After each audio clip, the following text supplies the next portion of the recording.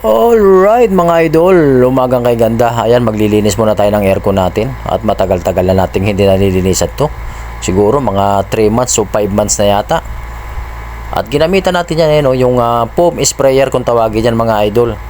Sprayhan lang natin siya ng ganyan. At ibabad natin ng mga 3 minutes to 5 minutes. Kusa na yan matutunaw yung mga dumi-dumi niya mga idol. Hindi na tayo mahirapang magkuskus sa mga sulok-sulok. Kaya maganda yung nabili na misis niya, ano na yan, foam sprayer kung tawagin yan. Dirt removal yan, kung ano rin mga idol. So ayun, i-spray mo lang siya ng ganyan.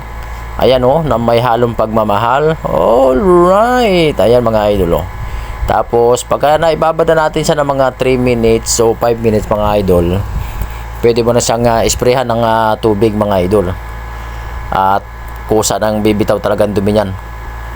Kaya wala nang kahirap-hirap.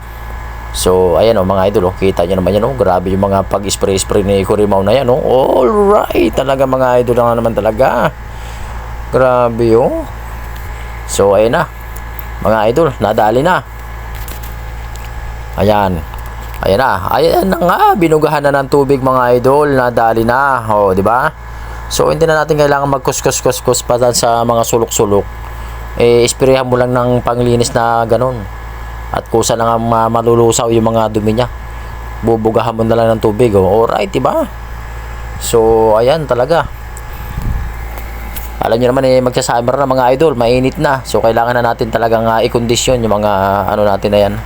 Lalo sa amin nasa kwarto ay pag walang aircon napakainit. Ayan diba? Bubugahan pa natin yan yung mga sulok-sulok niyan para matanggal pa yung mga dumi-dumi. May konti pa ako nakikita libag-libag mga idol sa may RC. Bubugahan pa natin yan. Ayan, at ibibilad natin siyempre habang maganda ang sikat ng araw. Ayan Ayan mga idol Alright talaga.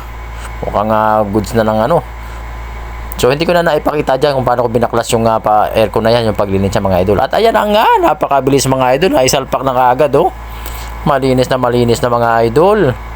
Maganda na yung kondisyon yan mga idol.